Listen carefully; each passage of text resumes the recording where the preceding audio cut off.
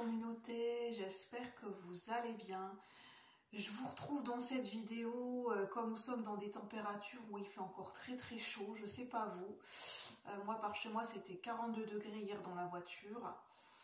Dans ces moments-là on est un petit peu ralenti, pas très motivé, pas forcément envie de sortir. Hein. Et ben, j'en ai profité pour dire je vais encore faire ce qui me passionne, c'est-à-dire tirer les cartes. Voilà, hein, j'en ai jamais assez de tirer les cartes, vu que c'est ma passion. Autant profiter de ce temps-là pour faire ma passion, pour être auprès de vous et vous partager toujours plus ma passion. Et on va voir les messages que les cartes ont envie de nous transmettre. Voilà, on va se laisser guider comme d'habitude. Alors, j'ai envie de reprendre, je l'ai pris pour la vidéo précédente, mais j'ai envie de reprendre les saisons de la sorcière. J'ai envie de prendre un message spirituel qui peut nous faire du bien, d'Alana Fairchild, l'oracle de Rumi. J'ai envie d'avoir un message spirituel, un message céleste, un message de sagesse, voilà, avec l'oracle de Rumi et le tarot akashique. Je ne sais pas pourquoi, mais j'ai envie de le prendre aujourd'hui, le tarot akashique, donc on verra bien. Donc, on va commencer. N'hésitez pas à vous installer confortablement, on va prendre le temps ensemble. Merci de votre présence. Et puis on va se laisser guider tranquillement, on va ralentir, on va prendre le temps. Hein, quand il fait chaud, voilà quoi, on va prendre le temps, on va pas se presser. Nos stress, nos pressions, voilà. Donc n'hésitez pas à prendre un verre d'eau fraîche, du thé glacé pour cette vidéo. Voilà, on va commencer. En tout cas, j'espère que vous allez bien de votre côté, que voilà, vous arrivez à gérer avec cette chaleur si vous avez des périodes caniculaires. Alors, qu'est-ce qu'on veut nous dire avec les saisons de la sorcière? Pour ceux et celles qui sont connectés avec moi pendant cette guidance, qu'est-ce qu'on veut nous dire avec les saisons de la sorcière? Pour ceux et celles qui sont présents sur cette vidéo, sur ce partage, qui sont connectés ensemble sur la chaîne avec moi au moment de ce tirage et qui résonnent avec cette vidéo. Pour le collectif de la chaîne et ceux qui résonnent avec ces messages.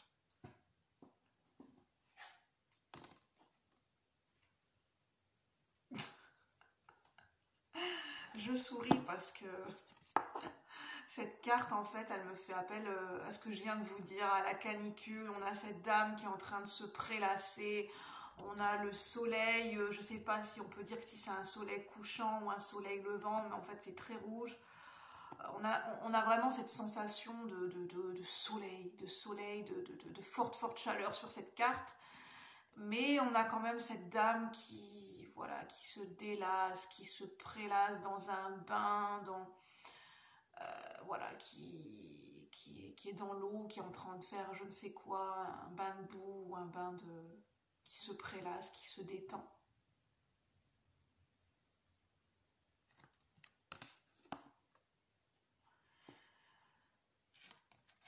La fertilisation.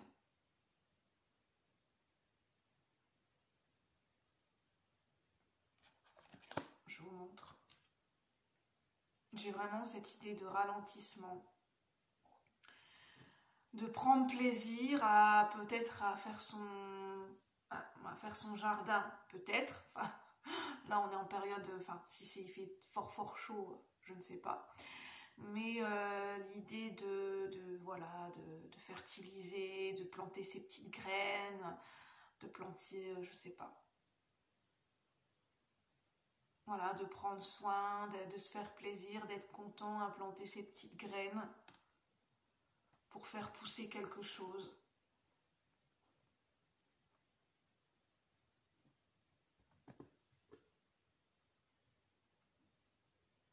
J'ai vraiment une énergie de détente, de prendre plaisir à planter ses petites graines, à faire quelque chose. Alors planter ses graines, c'est pas forcément le jardinage, ça peut être une symbolique, mais voilà. On prend le temps, on se fait plaisir, on prend le temps de faire son petit truc, faire ses petites activités, sa petite popote, comme on dit. vais voir après parce que là, j'ai plutôt des ressentis qui sont d'ordre au niveau de mon corps.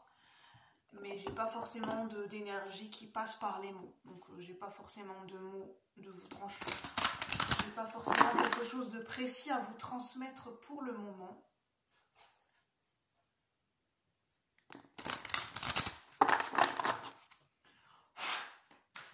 Alors, pour ceux qui regardent la vidéo, pour ceux qui résonnent avec cette vidéo, pour le collectif de la chaîne, qu'est-ce qu'on veut vraiment nous dire?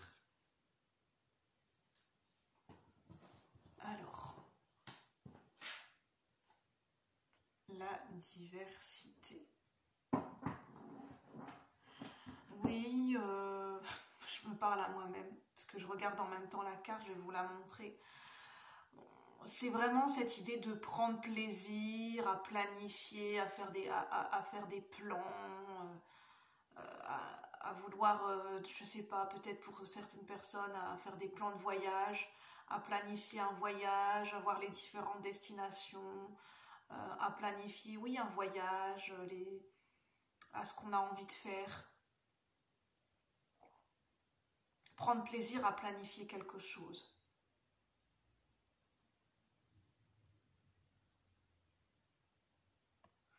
C'est prendre plaisir à planifier, à préparer la suite. Voilà, à préparer quelque chose. À préparer une activité, seule ou en groupe. C'est vraiment prendre plaisir à planifier, à préparer, à avoir pensé à une idée, une activité. Et prendre plaisir à mettre les choses en place, à pratiquer, à planter ses graines. Et pour voir ce qui va pousser, ce qui va en ressortir avec la fertilisation. De s'ouvrir à la diversité, à de nouveaux horizons.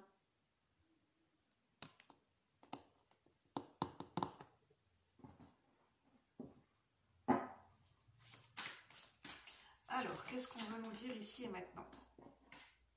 J'ai l'oracle de Delphes.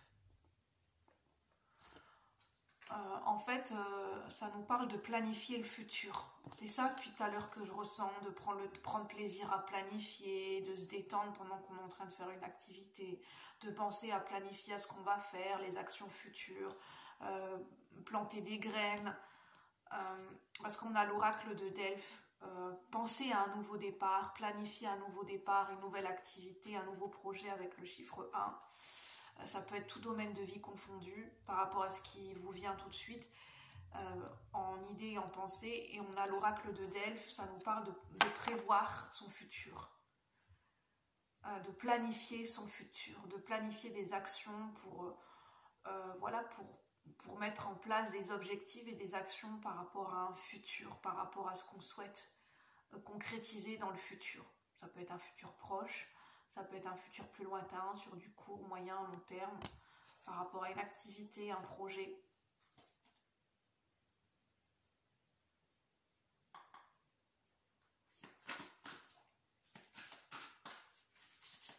Voilà, ça nous parle de planification, mais dans la détente, dans le fait de prendre plaisir à planifier une activité, planifier un projet, planifier des actions futures.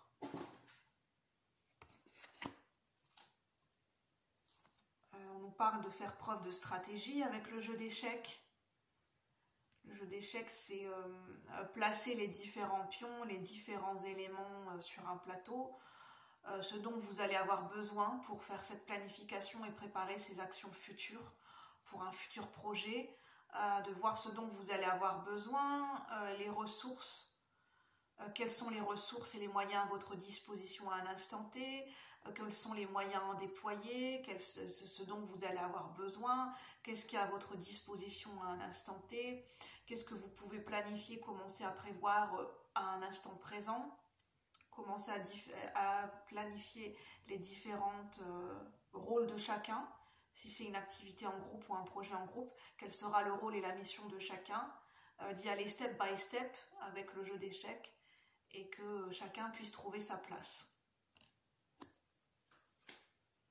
Ça peut parler d'un projet familial, hein, d'un projet de groupe au niveau associatif, au niveau d'un hobby, mais ça peut être aussi un projet au niveau de la famille en fait, un projet qui concerne toute une famille.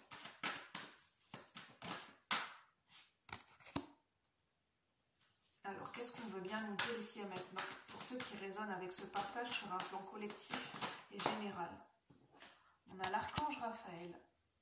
Alors, je vous montre le dos de deck. On a l'ascension. Ça nous parle quand même d'un objectif très très important qui va demander beaucoup de force et de courage, de motivation et d'y aller step by step, étape par étape, parce que ça demande de gravir une montagne, de gravir un sommet, et ça va demander de l'endurance, de la motivation, des ressources physiques, des ressources mentales, de mobiliser tout un tas d'énergie et de ressources intérieures et extérieures, donc d'y aller step by step. Et ça peut être par rapport à un objectif précis et concret, ça peut être en solo ou en groupe, et avec l'archange Raphaël, on a juste en dessous de l'oracle de Delphes, on a l'idée, l'archange Raphaël, c'est l'archange qui est relié au chakra du cœur, qui est relié à tout ce qui touche à notre cœur, tout ce qui nous tient à cœur, qui est relié aux émotions et qui est relié à la santé. Donc plus généralement au domaine du bien-être. Je ne vais pas parler de santé parce que moi je ne suis pas médecin, donc je parlerai du bien-être en général. Et donc ça peut être lié à un bien-être. Prévoir une activité, planifier un projet, planifier des actions concrètes et futures par rapport à ce qu'il est question de votre bien-être personnel ou le bien-être familial. De prévoir quelque chose dans ce sens. Oui, parce que là, on a toute la famille. Ça me parle de transgénérationnel. Ça peut me parler parce que juste en dessous de la carte de la diversité, on a là plusieurs personnes. Même si là, on a des énergies éthérées et enfin voilà, on a différents types d'énergie. On a des défunts, on n'a pas que des êtres humains sur cette carte.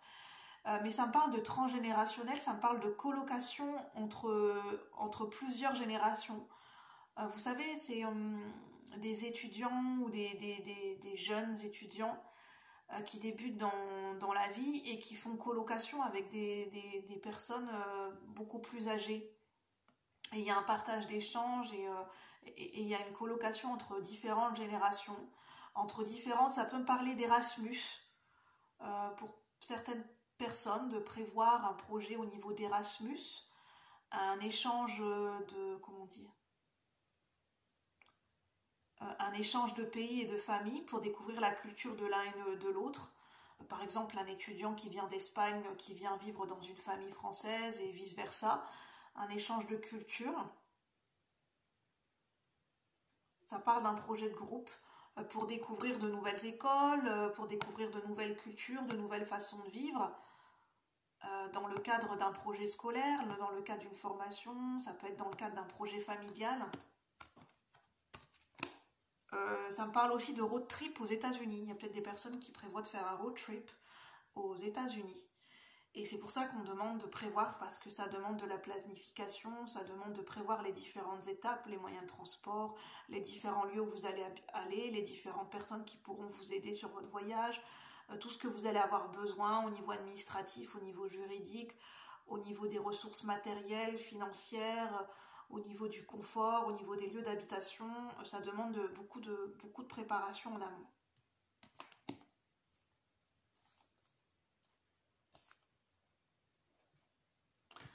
Il y a peut-être des personnes qui font faire un road trip aux États-Unis. C'est génial, hein? Je sens qu'il y a des personnes qui sont plein de planification de projets familiales, de projets... je sens pas le projet professionnel, je sens projets familiaux, projets d'activité et liés à des hobbies ou projets liés à des voyages. Là, j'ai un road trip aux États-Unis, ça me parle de programme Erasmus. Alors, qu'est-ce qu'on veut bien nous dire ici et maintenant? Pour ceux qui rentrent en résonance avec cette guidance. Donc prenez uniquement ce qui résonne. Hein. Qu'est-ce qu'on veut bien nous dire ici et maintenant? Derrière la mort, la vie. Oh, très belle carte. Resplendissant de grâce. Elle est magnifique cette carte. C'est la lumière, c'est l'étincelle de vie, parce qu'il y a toutes ces étoiles, c'est vraiment la lueur d'espoir, c'est le jour qui se lève après la nuit, c'est le soleil après la tempête, c'est voilà, c'est l'étoile, c'est l'arc-en-ciel, c'est la lueur d'espoir. Il y a une lueur d'espoir par rapport à un projet, par rapport... on a une lueur d'espoir, on voit le bout du tunnel par rapport à quelque chose, par rapport à un nouveau projet, par rapport à un nouveau début avec le chiffre 1. Derrière la mort, la vie. Voilà. Il est question ici d'une renaissance, d'un nouveau départ, d'un nouveau souffle de vie, d'une seconde vie pour certaines personnes.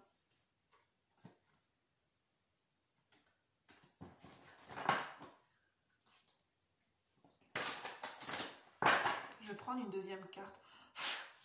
Parce que je la sentais pas l'autre carte. C'était celle-là qui me parlait plutôt. Je fais avec mes ressentis et mon intuition, bien sûr. Alors. On a vraiment l'idée de se laisser porter avec cette carte, le visuel de cette carte. On a cette femme ou cette énergie féminine qui monte vers le ciel, qui ouvre les bras, qui ouvre la poitrine, qui se laisse complètement toucher par la grâce. C'est cette énergie, on se sent béni, on se sent touché par la grâce. Après avoir vécu quelque chose, après avoir ressenti, assisté à un miracle, à une bénédiction dans sa vie, quelque chose qui arrive à point nommé, qu'on voit comme une bénédiction.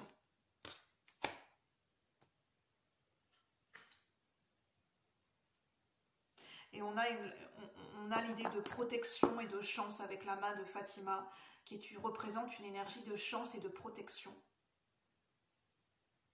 Oui, c'est comme si on a touché du doigt quelque chose. On a touché du doigt l'impalpable, on se sent touché par la grâce. Vraiment cette énergie. Pour certaines personnes, vous avez gravi votre propre montagne personnelle, vous avez gravi une montagne personnelle, vous avez atteint un objectif, vous êtes enfin au sommet et vous pouvez contempler le paysage.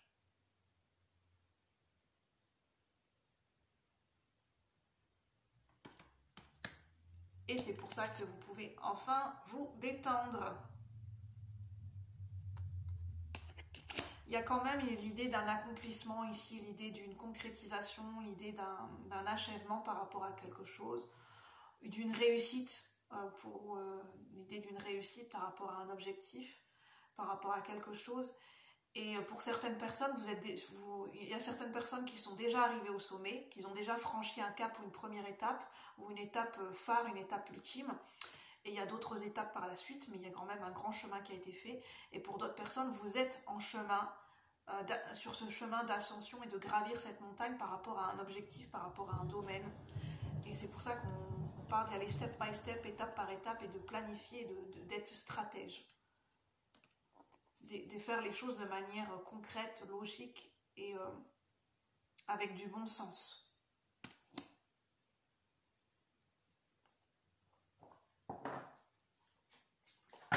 Je vais voir si j'ai d'autres messages.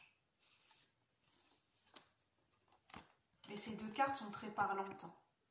Touché par le fait d'être touché par la grâce, derrière la mort, la vie, il y a la lumière, il y a la lueur d'espoir avec les étoiles. C'est vraiment, elles sont magnifiques ces cartes. Je vais vous lire derrière la mort et la vie avec l'oracle de Rumi dans le livret. Parce que je sens qu'il y a des messages à vous faire passer. Soit des messages complémentaires, soit une synthèse. Le chiffre 1. Je vais vous montrer la carte en même temps. Derrière la mort, la vie. Les empreintes mènent au rivage. Au-delà de cette ligne, il ne reste aucune trace. De Rumi. Je t'appelle avec force. M'entends-tu? Écoute s'il te plaît. Au fond de ton cœur, me voilà qui te parle. Ma voix sonne vraie. Je t'exhorte à aller au-delà de ce qui a été. Le temps est venu d'enterrer le passé. Cette fin est une grâce qui te libère. Cette fin est une grâce qui te libère de tout ce que tu as connu. Car ce que tu as connu est devenu trop petit pour ton âme. Supporte ton incertitude avec sérénité. J'ai assez de certitude pour deux. Laisse-moi te montrer la lumière que tu es, la lumière qui brille en toi, toi, ange étincelant de pureté divine.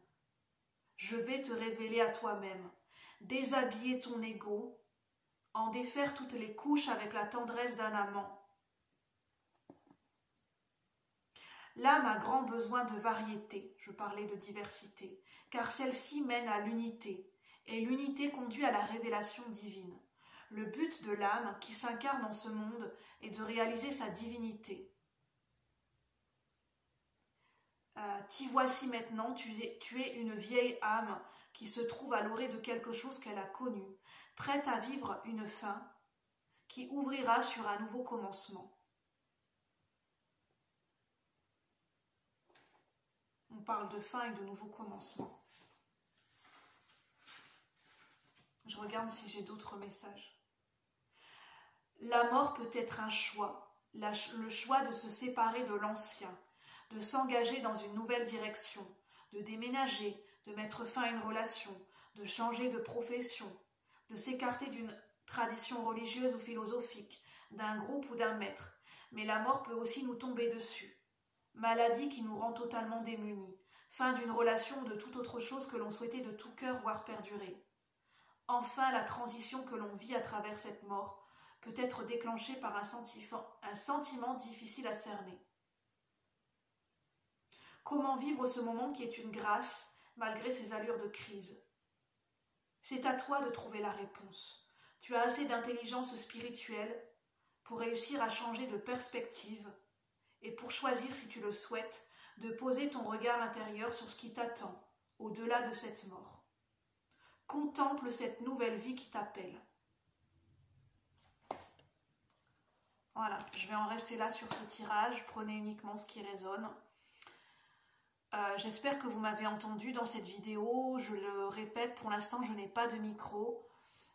J'ai mon ton de voix qui peut se moduler. Je pense que je n'ai pas parlé très très fort dans le début de la vidéo. Donc j'espère que ça sera tout de même compréhensible. Sur ce, je vous souhaite un bon dimanche, une bonne journée et je vous dis à bientôt pour de nouveaux partages. Merci la communauté.